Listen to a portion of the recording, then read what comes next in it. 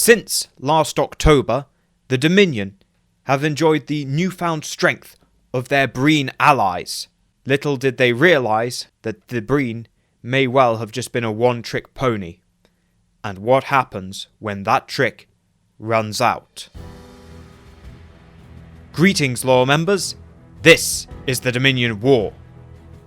Now, last month in December, it was pretty much a month of raiding. The lines had largely solidified as the Klingons had arrived at all areas of the front to slow the Breen's advance.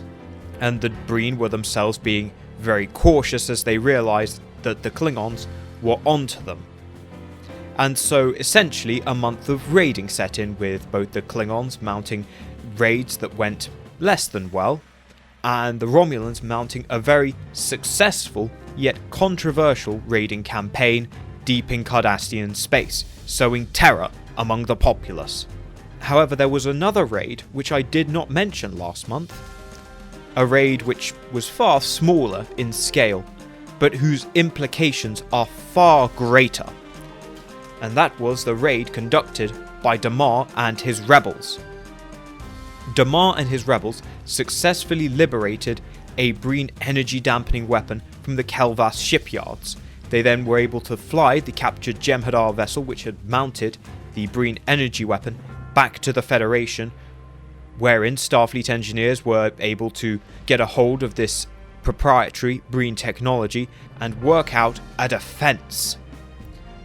So while it was not of significant strategic importance, its long-term implications are now felt as the Federation adapt to the Breen energy dampening weapon.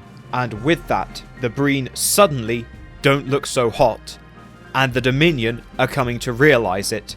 With the combined factors of Romulan raids on Cardassian territory, combined with the fact that the Breen are now no longer the unstoppable force they once were, or near unstoppable force they once were, the Dominion decides to fall back and executes a swift withdrawal back into Cardassian space, which is all completed by the 16th. So it was an incredibly rapid and effective withdrawal that very quickly brought the Dominion back into a strong defensive footing. This is a very well executed and disciplined withdrawal. And while the Breen are not as feared as they once were, they make their presence very much felt, as they serve as a very effective rearguard to the Dominion fleets. The Breen are very much used to fighting in a sort of disorganised, irregular fashion, and rearguard action in open space is absolutely perfect engagements for Breen ships, and the Breen acquit themselves very, very well in defending the Dominion withdrawal, which is practically seamless and is perfectly executed, and the Dominion suffer very little for it. It's executed with a great deal of speed and precision that leaves the Allies largely bamboozled as to what's happening and unable to really keep up with the pace of the withdrawal. Now, at the same time, the siege of Beta Z, which has lasted for quite some time now, finally breaks. I shan't go into too much explanation here as to what exactly happened, because that will be covered in the upcoming Battle of Beta Z episode. So rest assured that that is coming, and I will explain precisely how that siege was finally broken. So now, with the Dominion now withdrawing completely into Cardassian space, into a fortified defensive position, the Allies prepare to finish the fight. From the 17th up till the 31st, a series of movements take place in preparation for what the Allies hope is the final phase of the war. The 3 Romulan fleets of the north, combined with a Federation fleet and 2 Klingon fleets, move to blockade Breen space. There are a total of 3 Breen fleets in that space, as well as 3 Dominion fleets, in total 6 fleets. While that's not a great number in the grand scheme of things, it's enough to pose a threat, and again, force the Allies to place some resources to keep them in check. In the centre, 2 Cardassian and 1 Breen fleet confront 3 Federation fleets, and those Federation fleets are now joined by 2 Klingon fleets. As well as that, 2 new Federation fleets are formed at Zalatia and Eridani. These both move to reinforce the central and southern fronts, whilst on the southernmost front, around the Calandra flank, the Federation begins moving.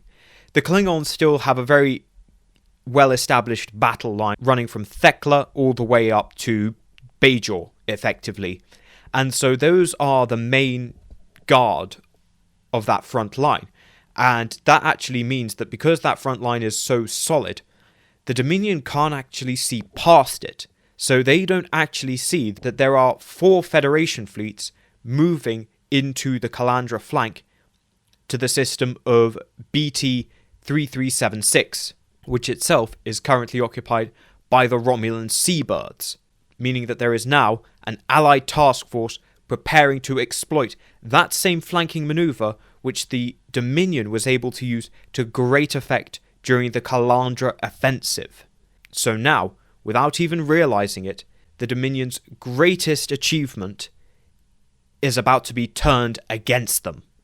Now, I will also briefly touch upon the Dominion defences. We haven't talked a great deal about defensive tactics or strategy during this war, but given the fact that Cardassian space is now chock full of Dominion fleets, I feel that it is worth touching upon. The Dominion has deployed itself with an obvious frontline setup, as well as then several support lines, but there's also very significantly pockets left in the lines. The Dominion has not clumped up in a big wall to defend against the main attack, because they are well aware of the Romulan threat. The Romulans are perfectly capable of bypassing enemy fleets and attacking behind the lines. Therefore, while there is a discernible front line, the Dominion are actually deploying a lot of ships behind the lines in this sort of staggered pattern in order to create gaps which they hope Romulan fleets will enter. These systems are generally surrounded on multiple sides, and so it's then very easy for these fleets to converge on a single Romulan formation and completely obliterate it. So they're hoping that the Romulans will fall for this trap.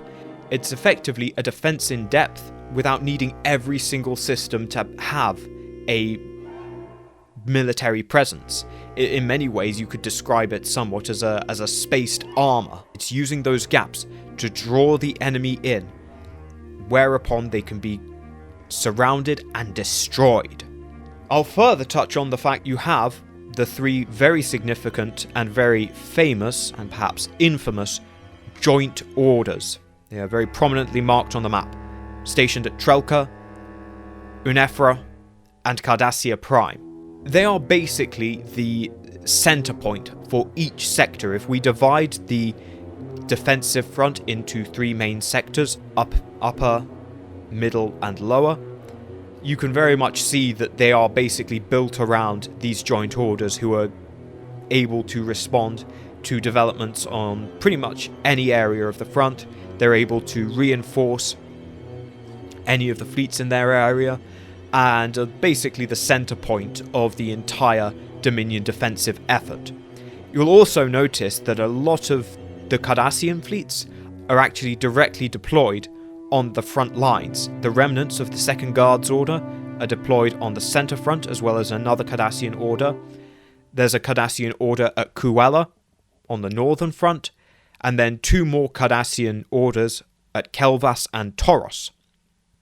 Within Cardassian territory itself, you can only really say that there are the fleets at Amleth Prime and Septima that are really within any operational depth of Cardassian territory. The majority of Cardassian fleets are being placed on the front lines, and on one level this is a very deliberate Dominion tactic. After all, the Cardassians are now fighting for their homes and families, but there's another reason behind it as well. The Dominion doesn't fully trust the Cardassians anymore, and they'd like to keep them where they can see them. And where better to see your ally than in the front rank? So when the Allied offensive finally comes, it will be the Cardassians that will be taking most of the punishment, while most of the Jem'hadar are actually deployed in depth, partially because they are the best equipped to take out the Romulans, should the Romulans try any more in-depth infiltration, but also in case the Cardassians decide to have second thoughts. I'll also finally add that, of course, most of these systems have had ample time to be fortified with mines and, of course, defensive turrets, all of which are going to contribute to some extremely formidable fortifications. And that brings us to the end of the month, with the Dominion withdrawing back to a strong defensive position in Cardassian territory, ready to take whatever the Allies can throw at them, the Allies themselves now preparing and manoeuvring for what they hope will be the final offensive of the war. I'll point out that, of course, the Dominion have suffered setbacks like this before. They suffered this back in April of 2374, and then they bounced back with the Calandra offensive. The Dominion has demonstrated an incredible capacity to not just absorb losses, but to learn and bounce back from them even stronger. And you may well worry that if the Allies don't make this the knockout blow, they may not get another chance. So really it comes down to the question, have the Allies changed more than the Dominion? I guess we'll find out. See you all next time.